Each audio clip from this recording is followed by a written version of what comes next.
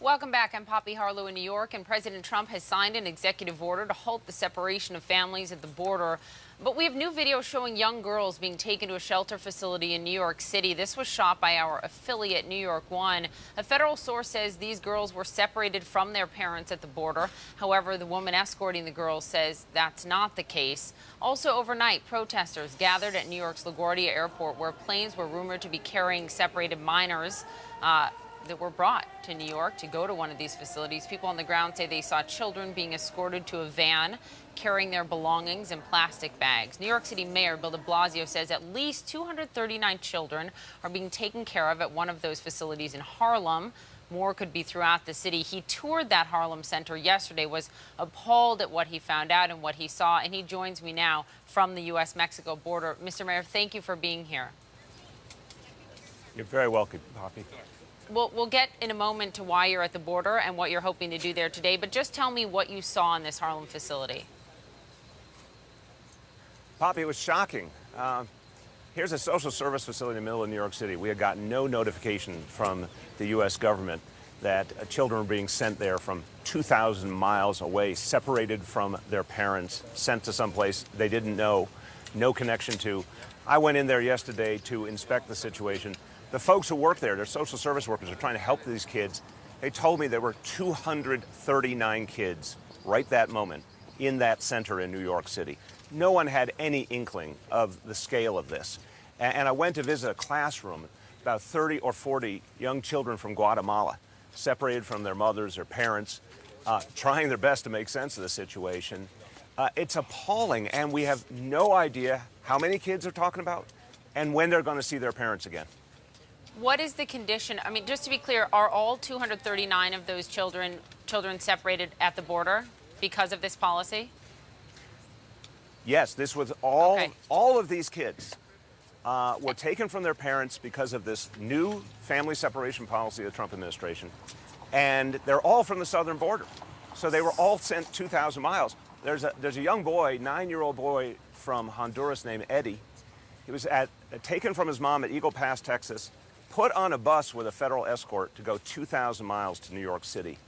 Has no idea when he's going to see his mom again. I mean, think about the trauma. What's happening to these kids? The conditions, I mean, what did you see in terms of their physical well-being, their mental state? The folks who work there were trying their best to help these kids, and I admire, kids are so strong and resilient. But here's the problem. They're experiencing mental health challenges and trauma because of the separation. There's also physical health challenges. The health workers there were telling us these kids, because they were held in group facilities when they came across the border, some have lice, some have bed bugs, chickenpox, all sorts of contagious situations. And, just think of the chaos of all this, both what the kids are going through emotionally, mentally, but also kids who unfortunately contracted some kind of disease and they're being sent to where a whole bunch of other kids are. There's no rhyme or reason to it. So tell me why, I mean, you traveled from New York down to Texas, down to the border today for a specific reason. Why and what are you trying to see? Poppy, this has to stop. And a group of mayors have gathered here from all over the country. I want to emphasize a bipartisan group, Republicans and Democrats, small cities, big cities, who all are saying in unison, this policy has to stop. The executive order is not enough. We have to end the separation of families, and we have to reunify all these families who have been torn apart. And we have to go back to actually respecting people seeking asylum. It is an American tradition for literally 200 plus years that people have come here fleeing oppression. We have to restore some real decency in the asylum process. And of course, we need an actual comprehensive immigration reform. This is becoming a bipartisan consensus on the ground all over this country. We are going to, as mayors, fight together to get this to actually be acted on in Washington. People have gathered here at the point of contact to say, this is no longer acceptable to the American people, what's happening here. So, as you know, the administration would push back on that and DHS and say, look, the asylum seekers who do it the right legal way don't get separated, right? And they go through that process. These are people that try to legally to cross over. Are you trying to get into some of these centers down there, Mr. Mayor, that are holding these children? And if so, have you been permitted access? Because Democratic Senator Bill Nelson just told me that he tried to get in the Florida center and they said no.